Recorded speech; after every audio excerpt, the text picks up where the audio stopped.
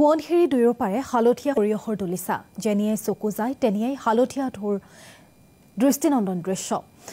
বিঘা মাটিত কৰা সৰিয়হৰ খেতিয়ে হালধীয়া সাগৰ সদৃশ পৰিৱেশৰ সৃষ্টি কৰিছে এনে পৰিৱেশতে স্বাৱলম্বী হ'বৰ বাবে লখিমপুৰৰ সান্দহখোৱাৰ কেইবাগৰাকীও খেতিয়কে আৰম্ভ কৰিছে মৌ পালন সৰিয়হ ফুলৰ মাজে মাজে সংস্থাপন কৰিছে ৩০০ৰো অধিক মৌ বাকচ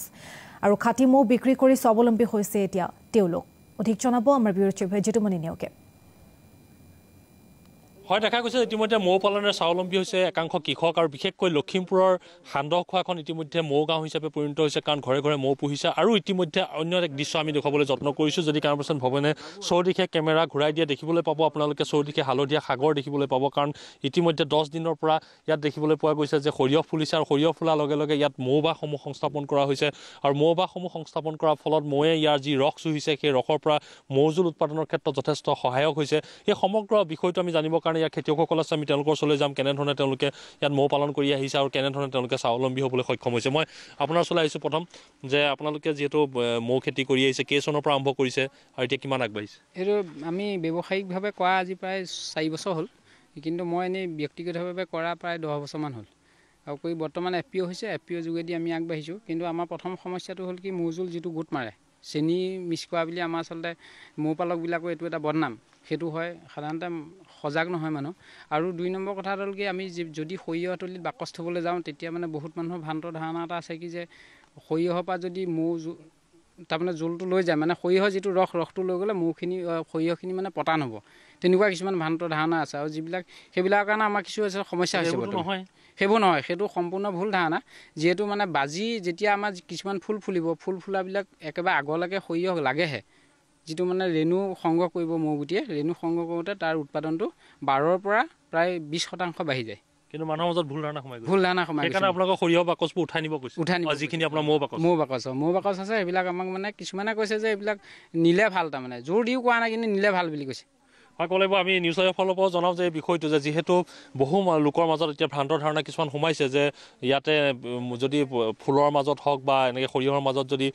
দিয়া হয় মৌৰ বাকচ তেতিয়াহ'লে উৎপাদন কৰিব কিন্তু এনেধৰণৰ ভ্ৰান্ত ধাৰণালৈ আপোনালোক নাহিব কাৰণ এইটো এটা ডাঙৰ উদ্যোগ গঢ়লৈ উঠিব মৌৰ যদিহে আপোনালোকে সহযোগ কৰে কাৰণ ইয়াত যেতিয়া এপাহ ফুল ফুলাত আচলতে মৌয়ে সহায় কৰে বা তাৰ ৰসটো চুহাৰ লগে লগে সি প্ৰফুল্লিত হোৱাত বা সি বাঢ়ি অহাত যথেষ্ট সহায় হয় স্বাভাৱিকতে আপোনালোকে খেতিয়কসকলক সহায় কৰক আৰু এজন খেতিয়ক আছে আমি তেওঁৰ ওচৰলৈ যাম লগতে আমাৰ যিহেতু ডক্টৰ উদ্ধৱ ভৰালী আছে তেওঁ ইয়াত উপস্থিত হৈছে এওঁলোকক সহায় কৰিবৰ কাৰণে কেনেধৰণে কৰে আমি তেওঁৰ পৰা জানিম মই আপোনাৰ ওচৰলৈ আহিছোঁ যে কি ধৰণে আপোনালোকে সংস্থা গঠন কৰিলে কি নাম আৰু কিমান খেতিয়ক জড়িত হৈ আছে আৰু কিমান লাভলৈ আপোনালোকে যাব পাৰিছে প্ৰথমতে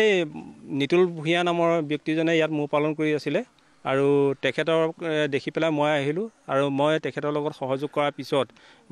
আমাৰ গাঁওখনৰ প্ৰায়খিনি মানুহ ওলাই আহিলে আৰু লাহে লাহে আমাৰ মৌ পালনৰ সেইটো বৃদ্ধি পালে আৰু আমাৰ এতিয়া 3জন আমি ব্যক্তি আমি ইয়াত মৌ পুহি আছোঁ এই বাকচ যিখিনি দেখিছে আমাৰ ইয়াত 3জনৰ ব্যক্তিহে আছে কিমান আছে ইয়াত প্ৰায় 300 বাহে আছে 3জন হয় 3জনৰ ভিতৰত আৰু বাকী আমাৰ যি 28জন আছে তেখেতসকলৰ ভিতৰত 100 মান বাকচ আছে আৰু তেখেতসকলৰ ভাগে সুকীয়াকৈ ৰাখিছে আৰু আমাৰ যোৱা বছৰ আমাৰ জিলা উপায়ুক্ত মহোদয়ে আমাৰ এই মৌ পালনৰ সেইটো আমি এফপিঅ হিচাপে হেৰি কৰিছোঁ আৰু প্ৰগতি প্ৰডিউচাৰ কাম মাৰ্কেটিং অৰ্গেনাইজেশ্যন নামে এফপিঅটো গঠন কৰা হৈছে আৰু তাৰ কাৰ্যালয়ৰ শুভ উদ্বোধন মাননীয় লখিমপুৰ জিলা উপায়ুক্ত মহোদয়ে উদ্বোধন কৰিছে এতিয়া আপোনালোকে লাভৰ মুখ দেখিছেনে নাই আমি সুন্দৰভাৱে আমি পাইছোঁ আমি বাকচো নিজে প্ৰস্তুত কৰোঁ নিজে বনাওঁ ভূঞাদেৱে সম্পূৰ্ণ এই বিষয়ে অভিজ্ঞতা আছে তেখেতৰ লগতে লাগি আমিও বাকচ তৈয়াৰ কৰিছোঁ আৰু আমি লখিমপুৰ জিলা কৃষি বিজ্ঞান কেন্দ্ৰ ধেমাজি জিলা কৃষি বিজ্ঞান কেন্দ্ৰ আৰু গৱেষণা কেন্দ্ৰ নগাঁও কৃষি বিজ্ঞান কেন্দ্ৰ আৰু গৱেষণা কেন্দ্ৰত আমি মৌ বাকচ আৰু মৌ সস্তাটো আমি যোগান ধৰিছোঁ আৰু বিভিন্ন অনুষ্ঠান প্ৰতিষ্ঠান বা ব্যক্তিও মানে আমাৰ পৰা মৌ বাকচ নি তেখেতসকলেও মৌ পালন কৰিছে মই চেষ্টা কৰিম আমাৰ লগত যিহেতু ডক্টৰ উদ্ধৱ ভৰালী আছে মই আপোনাৰ ওচৰলৈ আহিছোঁ যে এই মৌ পালনৰ ক্ষেত্ৰত আপুনি দেখা গৈছে আপুনি আজি পথাৰৰ মাজত আপুনি কিবা সহায় কৰিব আহিছে তেওঁলোকক তেখেতসকলে খবৰ দিছিলে আমাৰ শ্ৰীযুত সৌৰভ বৰফুকন ডাঙৰীয়াৰ লগত যোগাযোগ কৰিছিলে তাৰপৰা লগতে আমি আহিলোঁ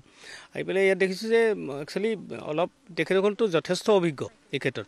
তথাপি কেইটামান সৰু খুচুৰা সমস্যা আছে ধৰক এই সমস্যাটো আৰম্ভ হয় সৰিয়হ খেতি কৰাৰ পৰাই সৰিয়হ গুটি সিঁচিবৰ এটা বহুত বৃহৎ এৰিয়া আপোনালোকে দেখিছে, ইমান হাতেৰে এনেকৈ সিঁচাটো সম্ভৱ নহয়, অতি ল' কষ্ট কিবা তেনেকুৱা গেজেটৰ দৰকাৰ হয়। তাৰপিছত যেতিয়া এই সৰিয়হ যিটো মৌ গোট মৰাৰ কথা হৈছে, এতিয়া এই সৰিয়হৰ মৌটো বিশেষকৈ সৰিয়হ মৌটো 15 দিনমানৰ ভিতৰত গোট মৰাটো অতি স্বাভাৱিক। বাহিৰত কিন্তু এইটো চেট হনি হিচাপে চেল হয়। আমাৰ ইয়াত আকৌ এইটো বদনামী হৈ যায় যে সৰিয়হত ভেজাল দিছে। একচুৱেলি সেইটো নহয়, ইয়াত পানীৰ পৰিমাণ মইচাৰ পৰিমাণটো বঢ়াৰ কাৰণেহে সৰিয়হত এই মৌটো গোট মাৰে। যদি আমি এটা সহজ বুদ্ধি এটা উলিয়াই দিওঁ যে যদি সেই পানীটো যিটো মৌত যিটো পানী মিহলি হৈ আছে মইচাৰ জলীয় বাষ্পৰ পৰা আহিছে